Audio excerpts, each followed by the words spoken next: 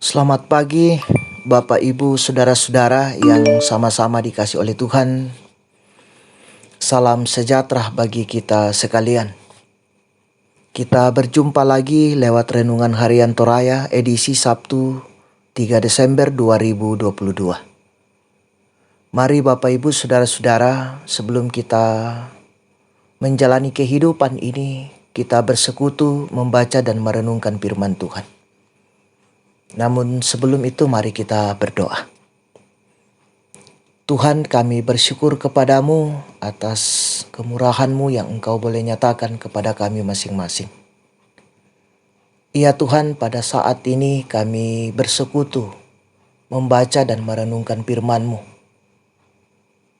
Biarlah kuasa Roh Kudus-Mu Tuhan menguasai pikiran dan hati kami Tuhan, sehingga kami mampu memahami firman-Mu ini dengan baik. Bersabdalah kepada kami siap mendengarkan firman-Mu.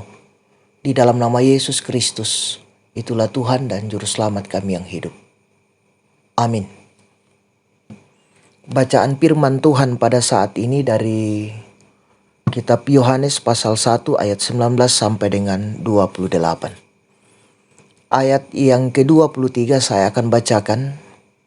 Firman Tuhan berbunyi, jawabnya, "Akulah suara orang yang berseru-seru di padang gurun. Luruskanlah jalan Tuhan, seperti yang telah dikatakan Nabi Yesaya." Amin firman Tuhan. Saudara-saudara, tema kita pada saat ini bukan untuk mencari nama. Bukan untuk mencari nama.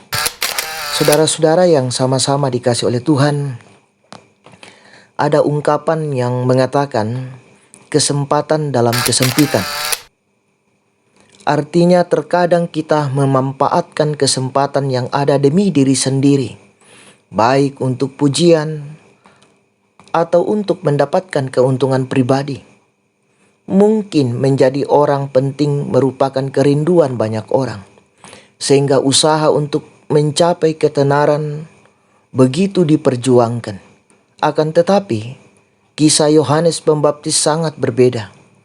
Ia malah tidak memprioritaskan kepentingan dirinya, walaupun sesungguhnya dia mempunyai kesempatan. Ketika orang-orang Yahudi mengutus para imam dan orang Lewi untuk menyelidiki identitas dan bertanya, "Siapakah engkau? Engkaukah nabi yang akan datang?" Yohanes dapat saja menjawab, "Ya, akulah dia." Namun justru ia menjawab dengan tegas, "Aku bukan Mesias." Juga saat itu banyak yang menyangka dia adalah Elia. Namun dengan jujur Yohanes menjawab, "Bukan."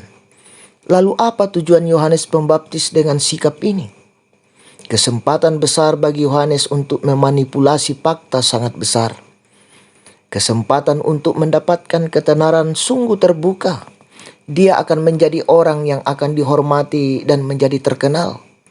Namun kesempatan ini tidak menggoyahkan Yohanes dalam mewartakan pertobatan. Bagi Yohanes, Kristus di atas segalanya. Nah, saudara-saudara yang sama-sama dikasih oleh Tuhan, kadangkala kita terlena terhadap pujian, prestasi, dan tidak menyadari bahwa semua itu karena anugerah Allah. Camkanlah bahwa di balik semua yang kita kerjakan, sampaikan, dan kita capai adalah dari Dia sang pemilik kehidupan. Jangan menyombongkan diri dari setiap pengenalan dunia kepadamu sampai terlena dalam sanjungan. Dia harus semakin besar, tetapi aku harus semakin kecil. Bukan aku, tapi Dia. Terpuji nama Tuhan. Amin. Kita berdoa. Ya Tuhan, di waktu yang indah ini kami telah mendengarkan firman-Mu.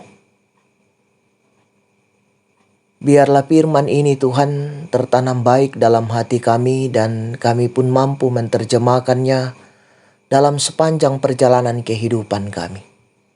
Kuasa Roh Kudus-Mu Tuhan menuntun dan menyertai kami di dalam mewujud nyatakannya di dalam sepanjang kehidupan kami.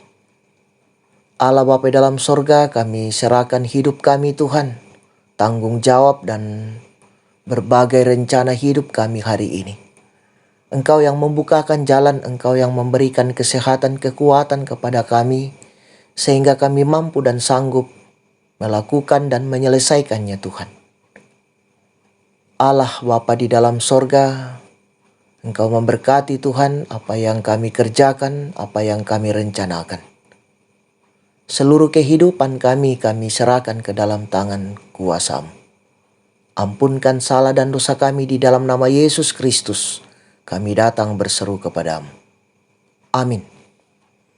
Selamat beraktivitas, Tuhan Yesus memberkati.